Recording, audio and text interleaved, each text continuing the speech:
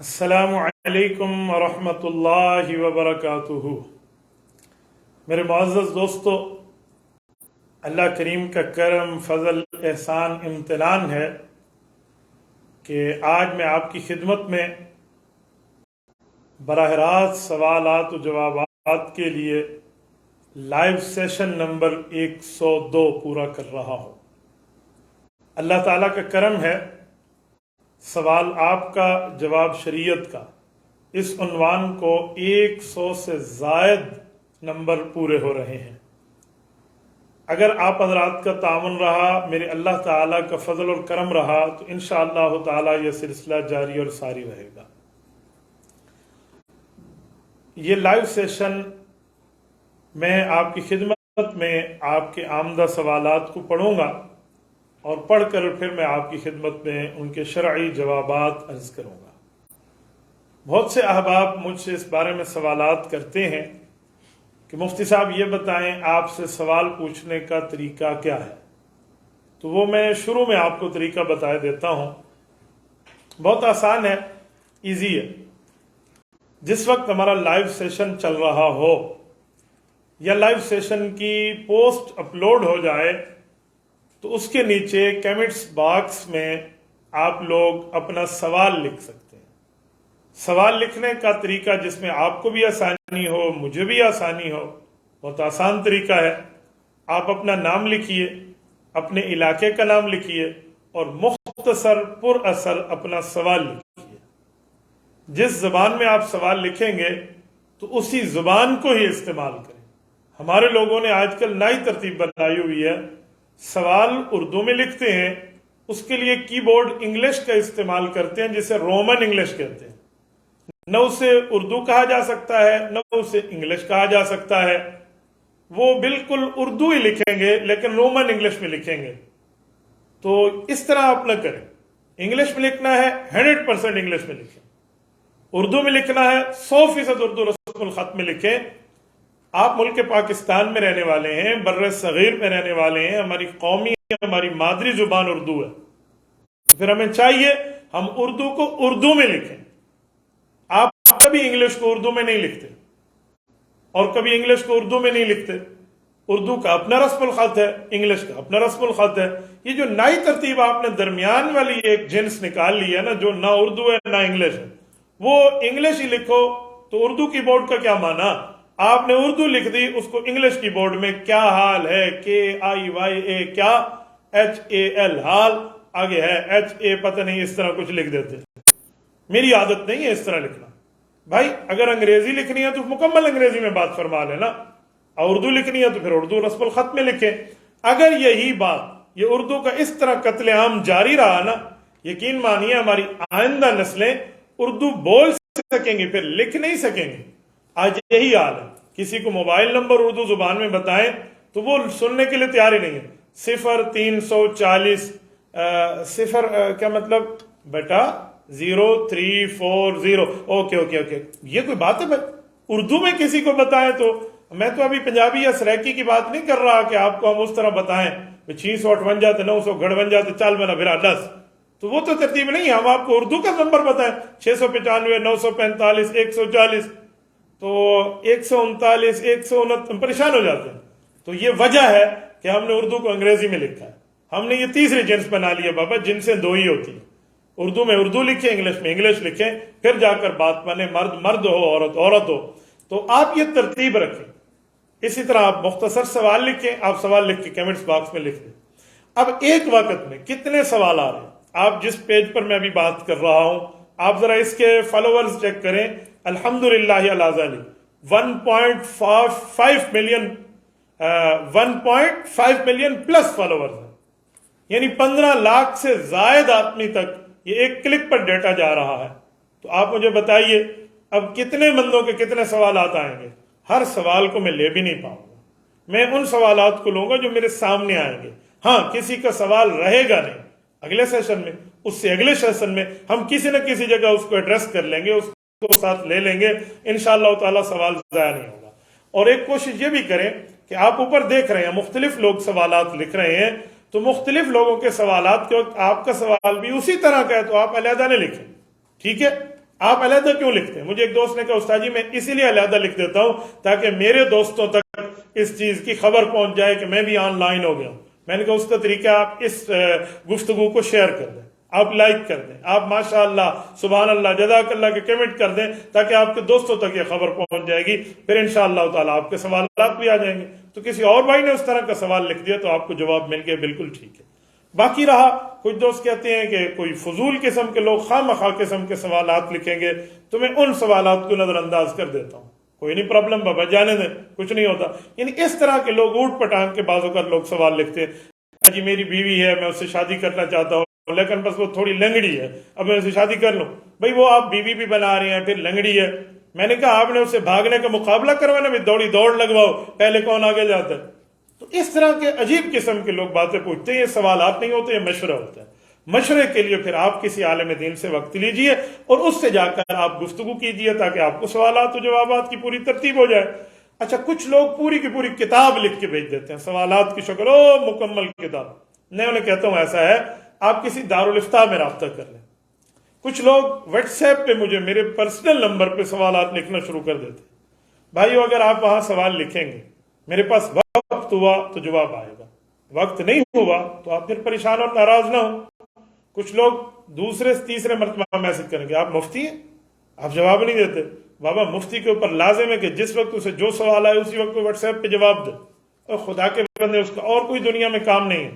کیسے سادے آدمی ہیں، وہ اپنے کام کے لیے واٹس ایپ پہ آن لائن ہوا، کوئی اپنے ضروری کام کے لیے کسی کو سلام دعا کو رپلائی کوئی بات کرنے کے لیے، آپ نے درمیان میں کالنگ شروع کر دی، آپ نے درمیان میں اسے تنگ کرنا شروع کر دی۔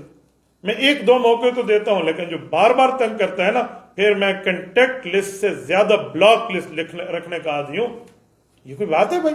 خواہ مخواہ سے آپ دوسرے کو تنگ کرتے ہیں جب آپ کو پتہ ہے کرائٹیریا آپ کے علم میں ہے کہ سوالات لکھنے کے لیے یوں پروگرام ہوتا ہے، پھر اس کے کمنٹس باکس میں جا کے آپ لکھ سکتے ہیں، تو آپ اس انداز سے سوال لکھیے، انشاءاللہ تعالیٰ آپ کے سوال کو دیکھا بھی جائے گا اور آپ کو جواب بھی مل جائے گا۔ اب میں چلتا ہوں ذرا آپ کے سوالات کی طرف۔ مختلف قسم کے سوالات آ رہے ہیں احباب کے، تاکہ میں ان سوالات کو دیکھ لوں اور آپ کی خدمت میں جواب پیش کروں۔ اتنے میں پانی پی لیتا ہوں اور آپ لوگ درود پاک پڑھ لیں۔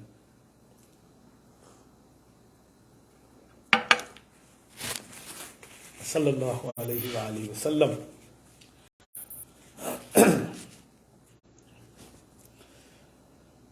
اسامہ سمرو صاحب کراچی سے پوچھتے ہیں، حضرت استاد محترم جو لوگ مکہ مکرمہ اور مدینہ منورہ سے جا کر وہاں کی واپسی پر وہاں کی خاک مبارک کو لے کر آتے ہیں اور یہ وصیت کر جاتے ہیں کہ اس خاک کو میری قبر کے اندر بطور مٹی شامل کر دینا، کیا اس طرح کرنا درست ہے؟ رہنمائی فرمائیں جزاکم اللہ خیرہ۔ بھائی اسامہ، تبرک کے طور پہ بابرکت ہونے کے لیے تو کئی طرح کے معاملات ہیں، صرف مٹی کی بات نہیں ہے۔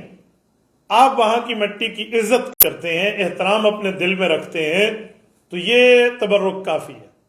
آپ اس کی مٹی کو لے کر آئیں گے اور کہیں گے وہ مٹی میرے ساتھ میری قبر میں شامل کر دیں، میں اس کو حرام اور غلط اور آپ کو گناہگار تو نہیں کہوں گا، غیر مناسب ضرور کہوں گا۔ ہمارے علماء کرام نے، ہمارے اہل اللہ حضرات نے، اللہ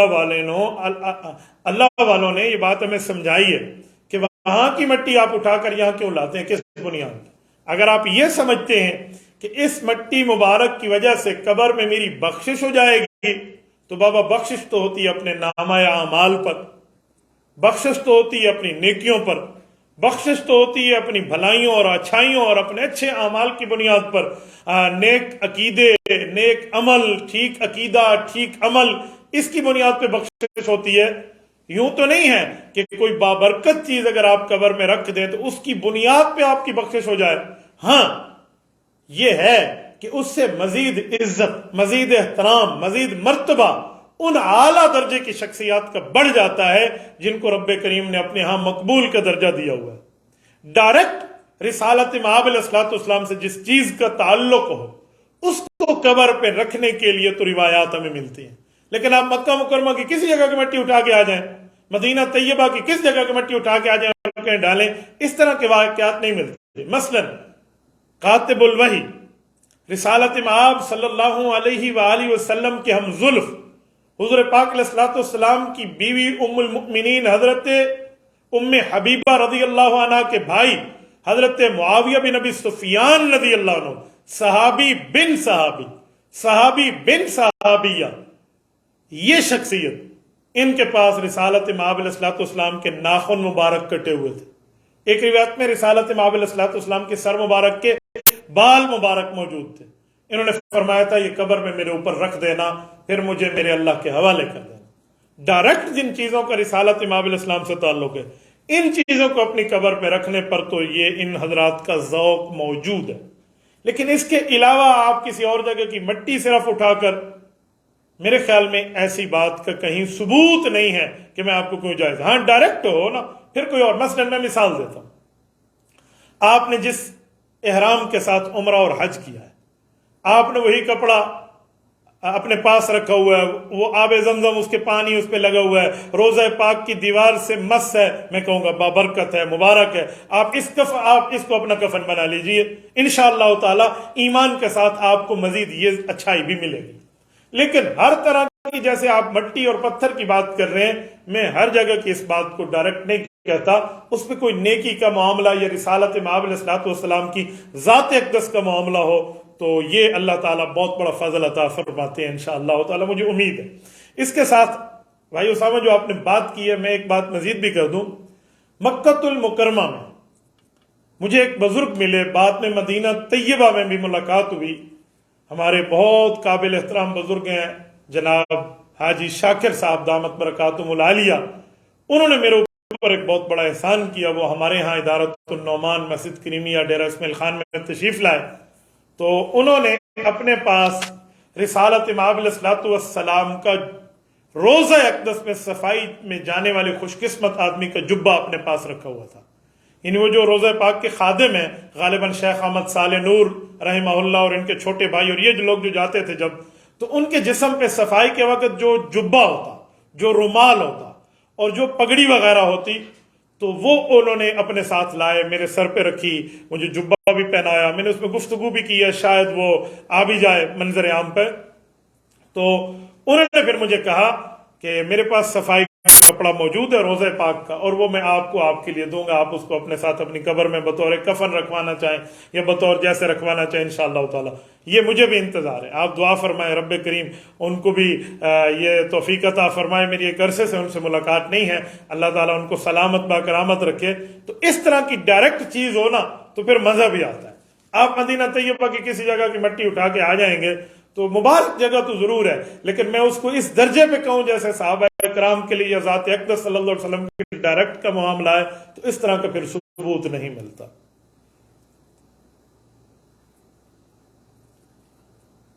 تصور احمد صاحب ہیں اسلام آباد سے، یہ پوچھتے ہیں مفتی صاحب بیت الخلاء نیچے ہے، اوپر ہم مسجد بنانا چاہتے ہیں، اس پر وضاحت فرمائیں کہ کیا بیت الخلاء کے اوپر مسجد تعمیر ہو سکتی ہے؟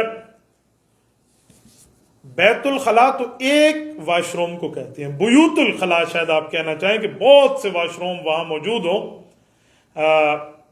تو اس کے اوپر مسجد وہ نہیں بنائی جا سکتی۔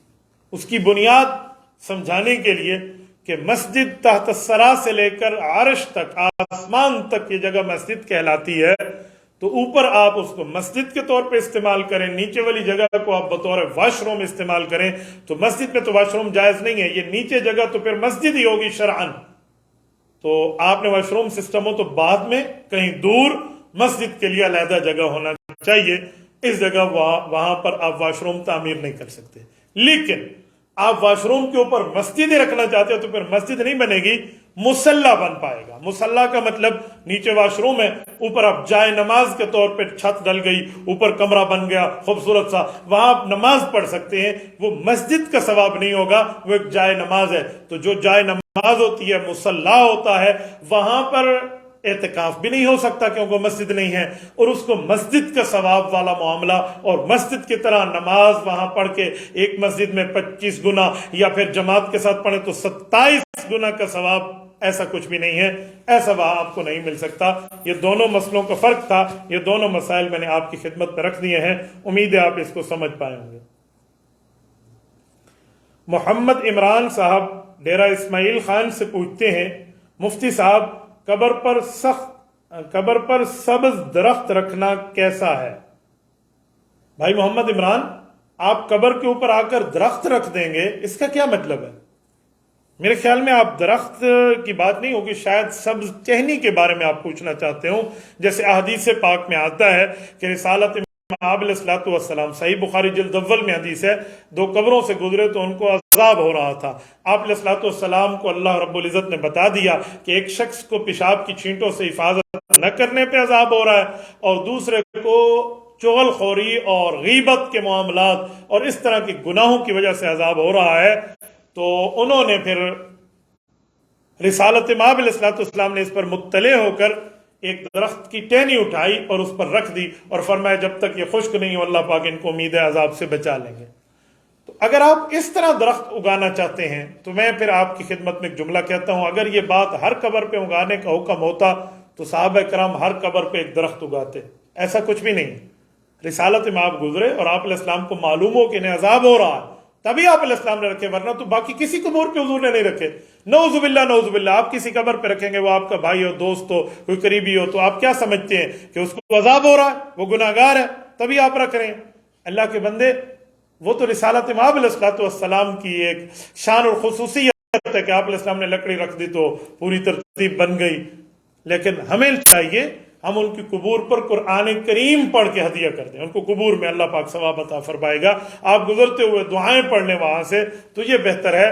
اس طرح کے درخت اگانے کی ترتیب اس معاملے پہ کہ اس کو شریعت اپریشیٹ کرتی ہے، ایسا کچھ بھی نہیں ہے، اور جو ثابت تھا وہ میں نے آپ کی خدمت میں بطور حدیث پیش کر دیا ہے۔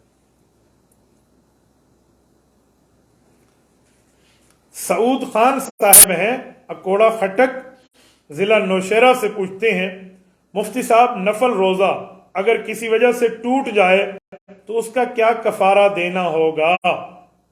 بھائی سعود خان صاحب، نفل روزہ ٹوٹ جائے تو اس کا کفارہ نہیں ہوتا، اس کی قضا ہوتی ہے کہ آپ اس روزے کے بدلے میں ایک روزہ اور رکھیں گے، کیونکہ نفل روزہ ہے، یہ فرضی روزہ نہیں ہے۔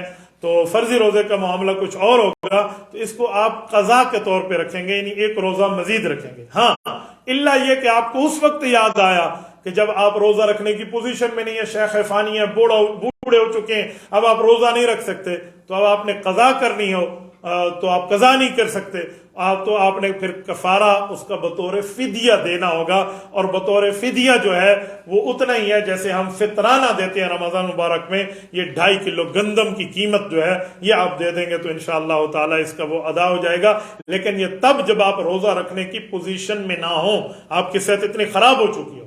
ہاں، آپ کی صحت ٹھیک ہونے کی امید ہو تو پھر آپ نے قضا ہی رکھنی ہے، اس پر کفارہ نہیں ہوتا۔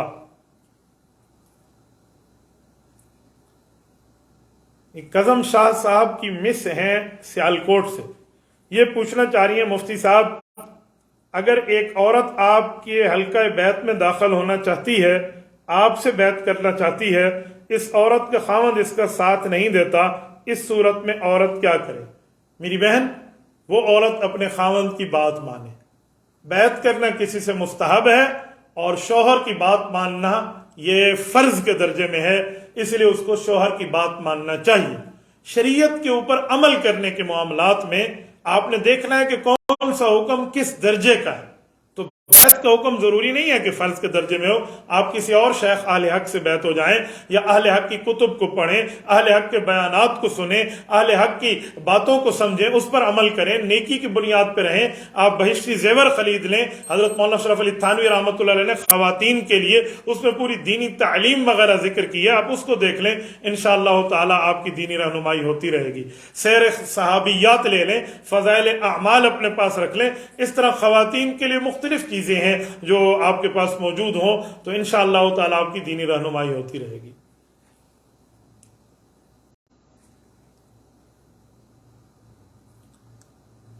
حسن خان پشاور سے پوچھتے ہیں، مفتی صاحب اگر دل میں بیوی کو طلاق دینے کا خیال آ جائے تو کیا اس سے میری بیوی طلاق ہو جائے گی؟ بھائی حسن صاحب، غور سے مسئلہ سمجھیے۔ ایک ہے زبان سے طلاق کے الفاظ کو ادا کرنا، ایک ہے دل و دماغ سے طلاق کے الفاظ کو سوچنا۔ زبان کی ادائیگی سے طلاق واقع ہوتی ہے، ایک ایک، دو کہیں گے تو دو، تین کہیں گے تو تین۔ دل اور دماغ کے سوچنے سے طلاق واقع نہیں ہوتی جب تک آپ کی زبان حرکت نہ کرے، جب تک آپ کی زبان اور الفاظ کو ادا نہ کرے۔ آپ زبان سے ایک کہیں گے ایک ہوگی، دو کہیں گے دو ہوگی، تین کہیں گے تین ہوگی، لیکن اگر آپ دل میں 1000 مرتبہ بھی خدا نخواستہ شیطان خیال ڈال کے آپ طلاق کو سوچتے رہیں تب بھی طلاق واقع نہیں ہوتی۔ ٹھیک ہو گیا؟ اسی لیے زبان کے الفاظ کی ادائیگی ہوتی ہے طلاق کے لیے، دل کے معاملات نہیں ہوتے۔ نکاح کے لیے بھی ایسا ہے نا، دل سے کہنے پہ تو نکاح نہیں ہوتا۔ آپ کسی عالم کے سامنے بیٹھے، جب آپ کی شادی ہو رہی، ان نے پوچھا فلانا بنت فلاں آپ کو قبول ہے، تو آپ نے منہ سے کہنا ہے جی قبول ہے، یا آپ نعوذ باللہ اللہ پاک محفوظ رکھے گونگے تو پھر آپ نے اشارے سے کہنا ہے جی مجھے قبول ہے، جیسے اس طرح یا کوئی اشارہ کر کے وہ گونگوں سے ہم ایجاب و قبول کراتے ہیں خواتین کے لیے، تو اس طرح۔ ورنہ آپ نے زبان سے ادا نہ کیا، خالی دل سے آپ نے 100 قبول کہہ دیا، تو آپ کی بیوی قبول کے کہنے کے اوپر دل کے معاملے پہ آپ کی نہیں بنتی۔ تو جس طرح نکاح کا مسئلہ ہے ایسے ہی طلاق کا مسئلہ ہے۔ طلاق کے الفاظ اگر آپ نے بھولے ہوئے اکیلے طور پہ کمرے میں بیٹھ کے جہاں بیوی نہیں سن رہی آپ نے اپنے منہ سے طلاق کے لفظ بول دیے، تو جتنے لفظ بولے اتنی بار طلاق ہو گئی۔ اس کے لیے بیوی کا سننا بھی ضروری نہیں ہوگا۔ کچھ لوگ کہتے ہیں بیوی نے تو نہیں سنا، تو میں کہتا ہوں جب آپ نے کہا تھا مجھے قبول ہے نکاح، اس وقت بھی کس نے سنا؟ کہا جی میں نے کہا، میں نے سنا، یا 2-3 گواہوں نے سنا۔ تو میں نے کہا جب آپ نے کہا تو آپ نے سنا، تو آپ کے سننے پہ ہو گیا۔ ہاں گواہ سنیں گے تو گواہوں کی ضرورت تب پڑے گی جب آپ انکار کریں گے کہ میں نے نہیں کہا، پھر گواہ گواہی دیں گے آپ نے الفاظ طلاق کہے۔ جب آپ نے خود مان لیا کہ میں نے الفاظ طلاق کہے، سنے کسی نے نہیں، میں نے خود سنے، تو اقرار حجت ملزمہ ہے، اس لیے پھر آپ کی طلاق ہو جائے گی۔ آپ ان معاملات پر ذرا غور کیا کریں، سمجھا کریں، معاملات کو دیکھا کریں، سنجیدگی پر غور کیا کریں، تو اس لیے بہتر ہے۔ محمد تقی صافی صاحب ہیں، کوہاٹ سے پوچھتے ہیں کیا مسلمان شخص کو سیاست سے وابستہ ہونا چاہیے؟ بہت سے لوگ کہتے ہیں مسلمان کے لیے سیاست اچھی نہیں لگتی، براہ کرم رہنمائی فرمائیں۔ بھائی محمد تقی صاحب، رسالت مآب علیہ الصلوۃ والسلام نے عالم دین کو سیاست اسلامیہ میں اپنا وارث قرار دیا ہے۔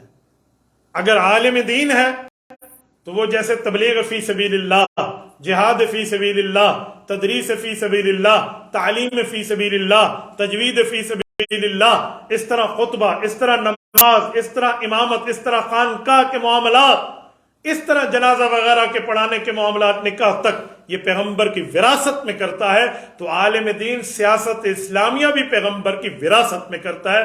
صحیح بخاری جلد اول میں رسول اللہ صلی اللہ علیہ وسلم نے عالم دین کو سیاست اسلامیہ میں اپنا وارث قرار دیا ہے۔ حضرت ابو ہریرہ رضی اللہ عنہ کی صحیح حدیث صحیح بخاری جلد اول کتاب الانبیاء باب ذکر بنی اسرائیل ولا حرج کے تحت موجود ہے۔ تو اگر عالم دین ہے اس کے لیے تو ٹھیک ہے۔ جو عوام ہے، عوام کو دین میں حصہ ملانا چاہیے۔ اگر آپ کے پاس اور کوئی وقت بھی نہیں ہے، آپ کاروبار میں 100% مصروف ہیں، تو آپ کو کم از کم دینی معاملات میں اتنا علم حاصل کرنا چاہیے کہ آپ 24 گھنٹے کی زندگی شریعت کے مطابق گزار سکیں۔ آپ کے پاس وقت بھی ہے، صلاحیت بھی ہے، مال بھی ہے، زبان بھی ہے، جوانی بھی ہے، تحریک میں آپ کے لیے صلاحیتوں سے اللہ تعالیٰ نے آپ کو مال و مال کیا ہے، تو آپ تبلیغ میں جائیں تب بھی دین کا کام، آپ تدریس میں جائیں تب بھی دین کا کام، آپ باقی معاملات کے معاون بنے تب بھی دین کا کام، سیاست اسلامیہ میں علماء کرام کا ساتھ دیں تب بھی دین کا کام ہے۔ جس بندے نے آپ کو کہا ہے سیاست سے علیحدہ ہو جائیں، شاید اس نے ان دنیاوی لوگوں کے سیاست کے بارے میں کہا ہو جن لوگوں نے سیاست میں جھوٹ بولنا، سیاست میں کرپشن کرنا، سیاست میں علماء کی پگڑی کو اچھالنا، سیاست میں گالیاں دینا، یا سیاست میں عورتوں کی عزت اچھالنا سیکھا ہے، ان سے بچنے کا کہا ہوگا۔ آپ کو جمعیت علماء اسلام، علماء کرام کی سیاست سے دور رہنے کی بات کوئی مسلمان عالم دین نہیں کر سکتا۔ اس لیے ان دونوں مسئلوں میں فرق ہے، آپ ذرا اس فرق کو سمجھ کے جیے۔ حسین خان صاحب توسہ شریف سے پوچھتے ہیں مولانا صاحب مجھے شیطان کے وسوسے بہت آتے ہیں، کیسے بچا جائے؟ رہنمائی فرمائیں، خاص طور پر انتہائی گھٹیا وسوسے مجھے آتے ہیں۔ بھائی حسین، اعوذ باللہ من الشیطان الرجیم کثرت سے پڑھا کرے، شیطانی وسوسے نہیں آئیں گے۔ استغفراللہ الذی لا الہ الا هو الحی القیوم واتوب الیہ کثرت سے پڑھا کریں، انشاءاللہ تعالی شیطانی وسوسے نہیں آئیں گے۔ لیکن شیطانی وسوسہ دل میں آئے تو ان وسوسوں کا مطلب کیا ہے؟ دو باتیں۔ آپ کے ذہن میں آتا ہے کہ میں کسی خاتون سے منہ کالا کر لوں، تو منہ کالا نہ کریں، منہ سفید فرمائیں اور بسم اللہ کر کے آپ نکاح فرما لیں، آپ شادی کر لیں، پھر وسوسے ٹھیک ہو جائیں گے۔ اور اگر آپ شادی شدہ ہیں تو آپ کے دل میں خیال آتا ہے اللہ رسول کے بارے میں، شریعت کے بارے میں کوئی غلط قسم کے وسوسے آتے ہیں، مبارک ہو آپ کا ایمان بڑھ رہا ہے، اور شیطان ایمان کا ڈاکو ہے، وہ آپ کے ایمان پہ حملہ کرنا چاہ رہا ہے، تو پھر بہتر ہے اس وسوسے کو دل تک رہنے دیں اور جھٹک دیں، اس کو عمل میں نہ لائیں، زبان پہ آئے فوراً ہٹا دیں، اس پر عمل نہ کریں، انشاءاللہ تعالی کسی قسم کی آپ کے اوپر پکڑ نہیں ہوگی۔ احادیث پاک میں یہی بات سمجھائی گئی ہے۔ یہ حمایت اللہ صاحب ہیں پشاور سے، یہ پوچھتے ہیں مفتی صاحب میں حافظ قرآن ہوں، یاد کرتا ہوں پھر بھول جاتا ہے، حافظہ کمزور ہے، کوئی وظیفہ بتا دیں۔ بیٹا وظیفے کو چھوڑیے، آپ وظیفے سے بہتر ہے کہ آپ مجھ سے مشورہ لے لیں۔ مشورہ یہ ہے کہ آپ نے جو حفظ کیا ہوا ہے، آپ قرآن کریم کو نوافل میں، سنتوں میں، وتر میں، یہ غیر المغضوب علیہم ولا الضالین کے بعد پڑھنا شروع کر دیں۔ جو آپ نوافل پڑھتے ہیں، نماز پڑھتے ہیں، اس میں روزانہ 1 رکوع 2 رکوع 1 سورت 2 سورت دہرانا شروع کر دیں، انشاءاللہ تعالی کسی وقت بھی آپ کو بھولنے کے معاملات نہیں ہوں گے۔ اسی طرح جو حافظ بن رہا ہوتا ہے بچہ، ہم ان کو بھی یہی کہتے ہیں کہ آپ کو چاہیے کہ آپ لوگ قرآن کریم کو اپنے نوافل میں، سنتوں میں، وتر میں، اپنی الگ نمازوں میں دہرائیے تاکہ آپ کے حفظ مضبوط ہو جائیں، تو انشاءاللہ تعالی یہاں بھی آپ کا حفظ مضبوط ہو جائے گا۔ انعام اللہ صاحب بلوچستان سے پوچھتے ہیں، بیٹا بلوچستان شہر نہیں ہے، پورا صوبہ ہے، آپ اپنے شہر کا نام لکھ دیتے۔ کہتے ہیں فجر مغرب عشاء کی نماز پڑھا رہا تھا کوئی امام، تو اس میں زبر زیر کی غلطی ہو گئی، بعد میں پتہ چلا غلطی ہو گئی ہے، تو اس کو کیا کرنا چاہیے؟ نماز میں آیت قرآنی پڑھنے میں غلطی 2 قسم کی ہے۔ نمبر 1، ایسی غلطی کی جس سے لفظ کا مطلب نہیں بدلتا، یا ایسی غلطی کی جس سے لفظ کا مطلب بدل جاتا ہے، کلمہ کفر ہو جاتا ہے، تو اگر مطلب نہیں بدلتا تو آپ کی نماز ہو گئی، لیکن اگر مطلب بھی بدل گیا، اللہ نے کچھ اور فرمایا اور آپ نے کچھ اور لفظ کہہ دیا، تو پھر آپ کی نماز نہیں ہوئی، وہ کلمات کفر ہے۔ میں اس کی 1-2 مثال دے دیتا ہوں۔ صلاتکم کو صلاتکم، یا اس طرح مثلا قرآن کریم میں لا ترفعوا اصواتکم فوق صوت النبی، آپ نے نعوذ باللہ پڑھ لیا لا ترفعوا اصواتکم، نماز ہو گئی ہے، معنی اس میں نہیں بدلا، لیکن پڑھنا ایسے نہیں چاہیے، آپ کو ٹھیک پڑھنا چاہیے تھا، لیکن نماز ہو گئی، دہرانے کی ضرورت نہیں ہے۔ لیکن اگر آپ نے کوئی ایسی عبارت پڑھی جس سے کلمہ کفر بنا، فَعَصَىٰ آدَمُ رَبَّهُ فَغَوَىٰ، اگر آپ نے اس کو یوں پڑھ لیا فَعَصَىٰ آدَمَ رَبُّهُ، تو آپ کیا کر بیٹھیں گے؟ کلمات کفر ہوگا، نماز ٹوٹ جائے گی۔ کیوں؟ پہلے کا مطلب ہے حضرت آدم علیہ السلام سے اپنے اللہ کے حکم میں بھول ہوئی، یہ تو ثابت ہے، فنسیہ، حضرت آدم علیہ السلام سے بھول ہوئی تھی، اور دوسری آیت کا مطلب ہے اللہ تعالیٰ بھول بیٹھا اپنے آدم علیہ السلام کے حکم کو، تو یہ تو کلمات کفر ہے، تو اس لیے اس ترتیب پہ پھر آپ کی نماز نہیں ہوگی۔ کسی نے جان بوجھ کے پڑھا تو ہم کہتے ہیں نکاح سے فارغ، ایمان سے فارغ، کلمہ بھی دوبارہ پڑھ، تجدید نکاح بھی دوبارہ کر، لیکن بھول کے پڑھا تو وہ سزا تو نہیں ہے، لیکن نماز نہیں ہوئی، آپ کو نماز دوبارہ پڑھنی پڑے گی۔ اس لیے بہتر ہے کہ آپ کسی جید مفتی سے آپ رابطہ رکھیے اور اس سے جا کر پوچھیے۔ یہ میں اس لیے بتا رہا ہوں تاکہ آپ کی نمازوں کی ترتیب ٹھیک ہو۔ یہ نہیں ہے اس طرح سارے حضرات ایک ہی معاملات میں شروع ہو جاتے ہیں، کسی عالم دین کے پاس جائیں، وقت لیں، اس سے پڑھیں، وہ آپ کو نور الہدایہ سے بھی پڑھاتے نا باب زلت القاری، تو آپ اگر امام مسجد ہیں تو آپ کو کم از کم یہ چیزیں سمجھنی چاہیے، پھر آپ کو سمجھ آئے گا کہ اس موقع پہ نماز ہوتی ہے یا نہیں ہوتی، یہ کیا مواقع ہے۔ اعجاز احمد بہان صاحب سعید آباد حیدرآباد سے پوچھتے ہیں، مفتی صاحب میرا سوال یہ ہے، کیا پیروں کا جھوٹا پانی پیا جا سکتا ہے، یا پیر و مرشد کے ہاتھ کو چوم سکتے ہیں یا پاؤں کو چوم سکتے ہیں؟ میں تو اس کا قائل نہیں ہوں، آپ ذرا مجھے بتائیں۔ سکر المؤمن شفاء، اللہ والا موجود ہے، حدیث پاک میں مومن ہے، آپ اس کے پانی پیے ہوئے کو پی لیں تو انشاءاللہ آپ کو اللہ پاک بیماری سے شفا عطا فرمائے گا، اتنی بات تو ثابت ہے۔ اور باقی کسی کا ہاتھ چومتے ہیں آپ، تو ہاتھ چومنا، ماتھا چومنا، اس کو بوسہ دینا، تو یہ اپنے شیخ، اپنے بزرگ، اپنے والد، اپنے بڑے کے ساتھ بالکل جائز ہے، کوئی منع نہیں ہے۔ لیکن جہاں تک پاؤں چومنے والی بات جو آپ نے کی ہے نا، پاؤں چومنا فی نفسی ہی تو جائز ہوگا کہ آپ ماں کے پاؤں دبا رہے ہیں، آپ چوم لیں، آپ کو کوئی حرام نہیں ہے، گناہگار نہیں ہے. لیکن عام طور پہ جو آج کل لوگ جھک جاتے ہیں نا وہ سجدے کے طور پہ، پھر پاؤں چومتے کہتے ہیں ہم تو قدم بوسی کی ہے، وہ سجدہ لگتا ہے. اسی لیے اس معاملے کی کم از کم میں اجازت آپ کو نہیں دوں گا. ہاں، آپ ابا جی کے پاؤں دبا رہے تھے اور آپ ابا جی لیٹے ہوئے ہیں، آپ بیٹھے ہو، آپ پاؤں دبا رہے ہیں، آپ نے ابو کا پاؤں چوم لیا، اما جی کا پاؤں چوم لیا، کوئی پرابلم نہیں ہے، کوئی حرج نہیں ہے. لیکن آپ مجمع عام میں اپنے والد، اپنے شیخ، اپنے استاد کے پاؤں چومنے کے لیے نیچے جھک گئے ہیں تو دیکھنے والا سمجھے گا جی غیر اللہ کا سجدہ ہے. تو اسی لیے موہوم ہے کہ لوگ سجدے اور شرک کی طرف ہو جائیں، تو آپ کو یہ کام نہیں کرنا چاہیے. حسن زیب خان صاحب ضلع دیر سے پوچھتے ہیں، مفتی صاحب اسکول یا مدرسے میں بچوں سے مالی جرمانہ لیا جاتا ہے، اس بارے میں کیا خیال ہے؟ بیٹا، مالی جرمانہ لینا ہمارے ہاں جائز نہیں ہے، یہ بات ذہن میں رکھیں. اس کے لیے کوئی اور سزا کی معاملات کی تجویز تو آ سکتی ہے کہ آپ کسی اور معاملات میں شریعت کے حدود میں رہ کر مارنے کوٹنے پہ اور ذلیل کرنے کی بات میں آپ کو نہیں کہہ رہا. آپ 10 منٹ کھڑے ہو جاؤ، لیٹ ہوئے ہو، بار بار آپ لیٹ ہوتے ہو، آپ کو سبق یاد نہیں ہوتا، اس حد تک تو کچھ بات ہے. یوں نہیں ہے کہ آپ اسکول کالج میں یا مدرسے میں اس کو مار دھراڑ شروع کر دیں اور بچے کے نعوذ باللہ کوئی جو ہے نا نشانات ہو جائیں اور آپ جو ہے نا کہتے ہیں نہیں چلو پیسے نہیں لے سکتا تو یوں مارو. یہ دونوں صورتیں غلط ہوں گی. تو اس کے لیے کوئی اور تجویز کر دی جائے تو بہت اچھا ہوگا. دوسرا سوال بینی صاحب کا ہے، حسین زیب صاحب کہتے ہیں حضرت حسین رضی اللہ تعالیٰ عنہ کو علیہ السلام کہنا کیسا ہے؟ سیدنا امام حسین رضی اللہ تعالیٰ عنہ کو علیہ السلام فی نفسی ہی کہنا تو منع نہیں ہے، لیکن آج کل کچھ لوگ علیہ السلام اسی لیے کہتے ہیں کہ حضرت حسین رضی اللہ تعالیٰ عنہ نبیوں کی طرح معصوم ہیں. جیسے انبیاء کرام معصوم عن الخطا ہے، ویسے ہی غیروں کو بھی لوگ سمجھ لیتے ہیں. اس کا یہ مطلب نہیں ہے. حضرت حسین رضی اللہ تعالیٰ عنہ کا رتبہ بہت بڑا، بہت بڑا، بہت بڑا، لیکن نبی نہیں ہے. یہ بات ذہن میں رکھیں. انبیاء کی طرح معصوم غیر نبی کو سمجھنا یہ بہت بڑا جرم ہے. یاد رکھیں، حضرت رسول اللہ صلی اللہ علیہ وسلم کا جو رتبہ ہے وہ صرف حضرت رسول اللہ کا ہے. جو انبیاء کا رتبہ ہے وہ صرف انبیاء کا ہے، غیر انبیاء کا نہیں ہے. اس بنیاد پہ کوئی علیہ السلام کہہ دیتا ہے تو وہ غلط ہوگا، لیکن علیہ السلام کہنا اگر اس عقیدے کے ساتھ نہ ہو تو فی نفسی جائز ہے، منع نہیں ہے. لیکن آپ یہ ذہن میں رکھیں، کچھ لوگ ہیں جو یہاں پر بھی ڈنڈی مارتے ہیں اور کہتے ہیں کہ حضرت ابو بکر تو رضی اللہ تعالیٰ عنہ ہے اور حضرت علی اور حضرت حسین جو ہیں وہ علیہ السلام ہیں.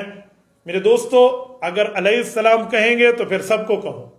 حضرت ابو بکر علیہ السلام، حضرت عمر علیہ السلام، حضرت عثمان علیہ السلام، حضرت علی علیہ السلام، حضرت حسین علیہ السلام، تاکہ پتہ چلے ہم سب کو صرف سلامتی کے طور پہ کہہ رہے ہیں. لیکن اگر آپ صرف اہل بیت اعظام کے ساتھ علیہ السلام کہیں اور باقی صحابہ کرام کے لیے آپ وہ رتبہ نہ کہیں اور عقیدہ بھی آپ کا غلط ہو کہ وہ انبیاء والی صفات یہاں مانے تو تب کہنا جائز نہیں ہے. اسی لیے بعض علماء کرام منع کرتے ہیں.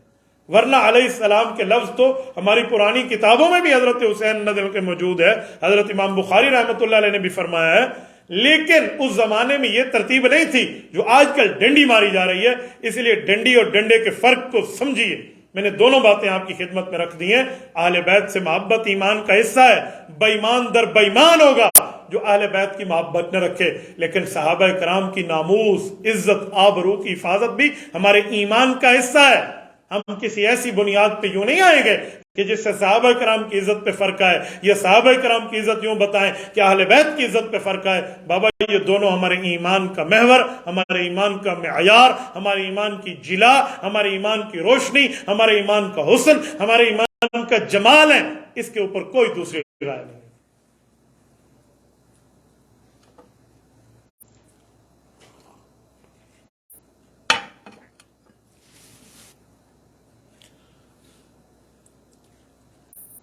کرک سے افنان پوچھتے ہیں، مفتی صاحب کرکٹ میں ہم پیسے دے کر میچ کھیلتے ہیں، پھر ہاریں یا جیتیں وہ پیسے ہمیں ملتے ہیں اور پھر کچھ لوگ آپس میں اس کے لیے تقسیم بھی کر لیتے ہیں، فلاں فلاں کو دے دیں. اس بارے میں رہنمائی فرمائیں.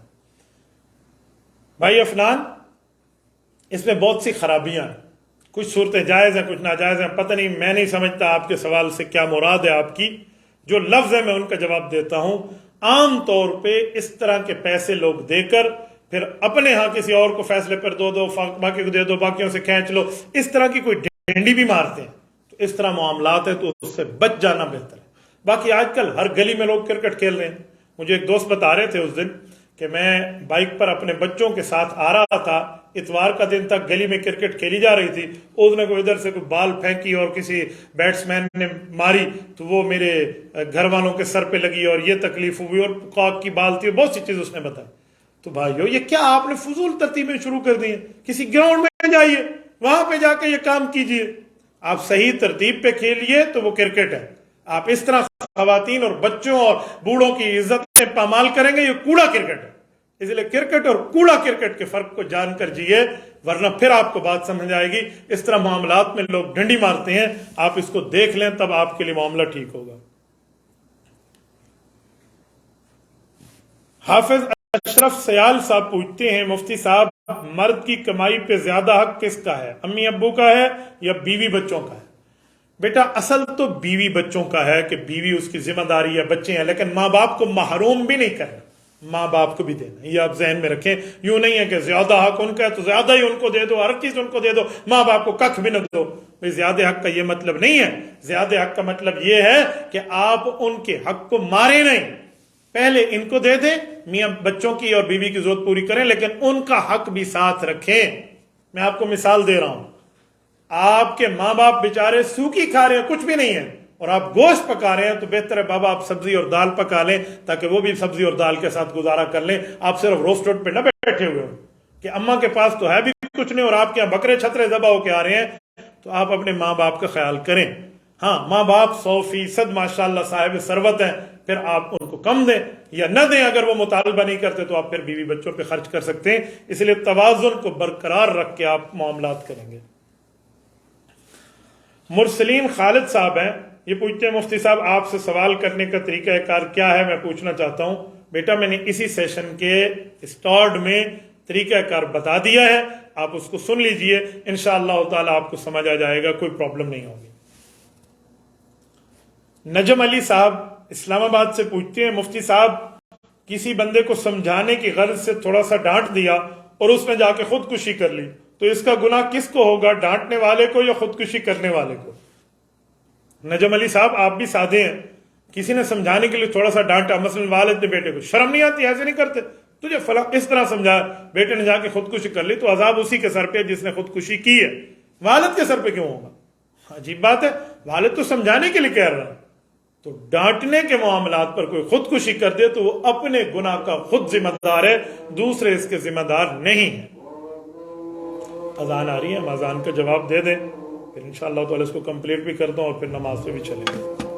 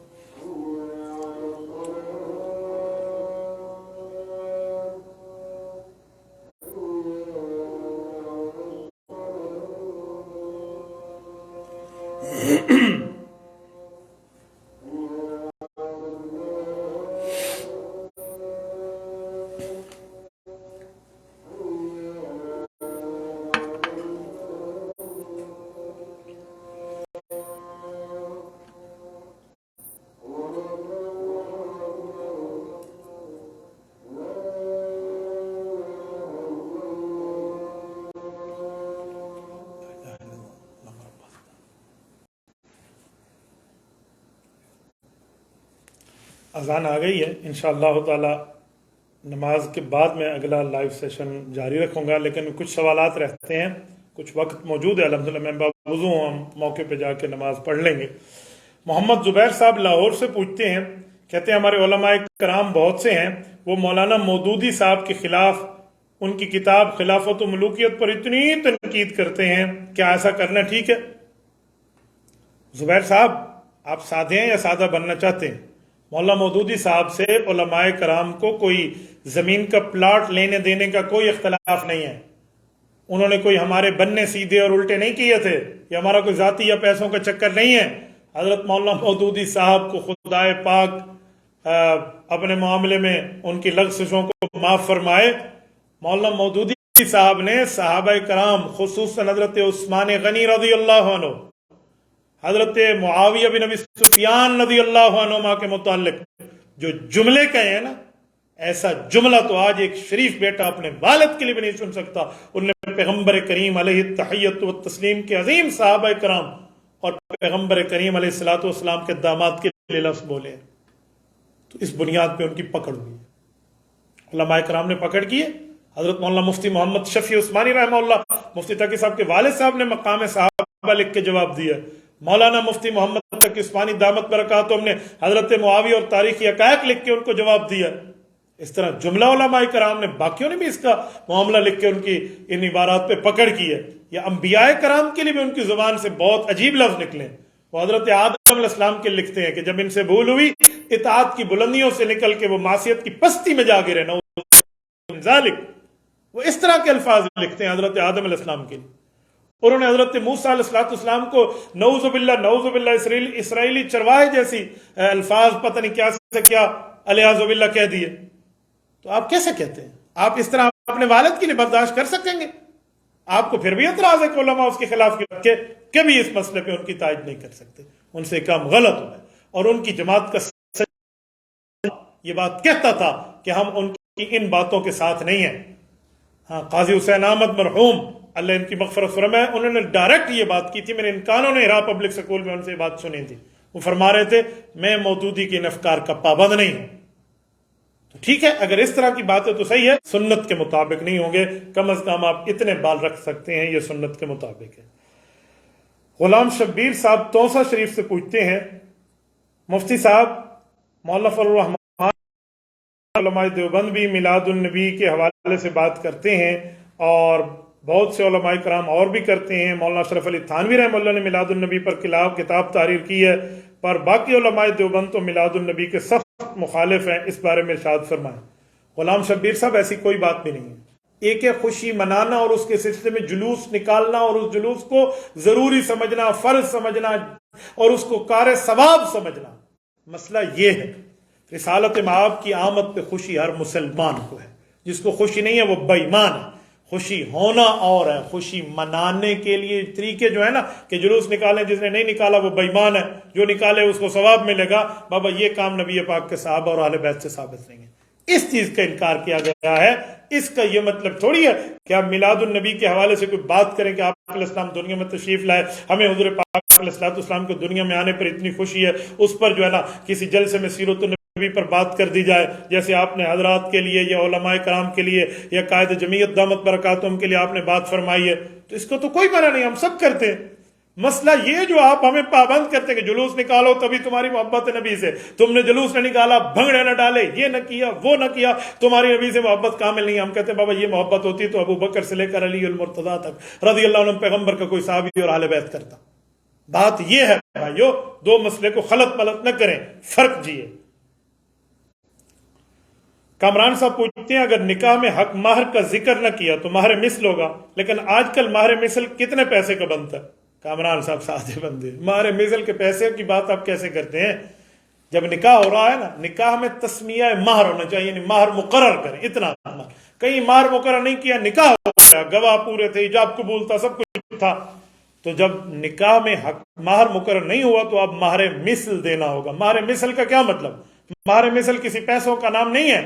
مہر مثل کا مطلب ہے کہ اس خاتون کی بہن، اس خاتون کی پھوپھی، اس خاتون کے چچوں کی بیٹیوں کا نکاح جو ہوا، ان کے حق مہر ان کی فیملی والوں نے کتنا مقرر کیا، اسے کہتے ہیں مہر مثل.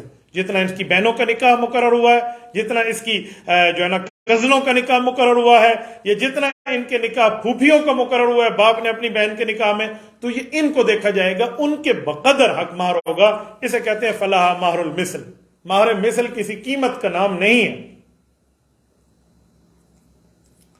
مفتی صاحب شادی کے موقع پر یہ حافظ شہزیب صاحب ہیں، شہزیب، لڑکی کو رخصتی کے وقت اس کے سر پہ قرآن اٹھا کر چلاتے ہیں کہ اوپر قرآن اور قرآن کے سائے میں جائے۔ واہ حافظ شہزیب صاحب، قرآن کے سائے میں یوں جائے، یہ لڑکی اس طرح چلتی چلتی چلی جائے، یوں ثابت نہیں ہے بھائیو۔ قرآن کے سائے کا معنی قرآن کے احکامات مانے، قرآن کے احکامات پہ عمل کرے، اسے قرآن کا سایہ کہتے ہیں۔ قرآن کے سائے کا یہ مطلب نہیں ہے جیسے آپ سمجھ بیٹھیں کہ قرآن کا سایہ ہے، قرآن کے سائے میں جائے، اس طرح قرآن پاک مصحف کو ساتھ لے کر چلیں۔ دنیا میں اس طرح کسی چیز کا ثبوت نہیں ملتا۔ نماز کا وقت پورا ہے، اب نماز پڑھ لیتے ہیں۔ نماز کے بعد انشاءاللہ تعالی میں لائیو سیشن کو یہیں سے شروع کروں گا۔ حضرت توسیع رحمۃ اللہ علیہ کے حوالے سے بھی گفتگو اس میں ہم نے کرنی ہے، تو آپ بھی نماز پڑھ لیں، ہم بھی نماز پڑھ لیتے ہیں۔ نماز کے بعد انشاءاللہ تعالی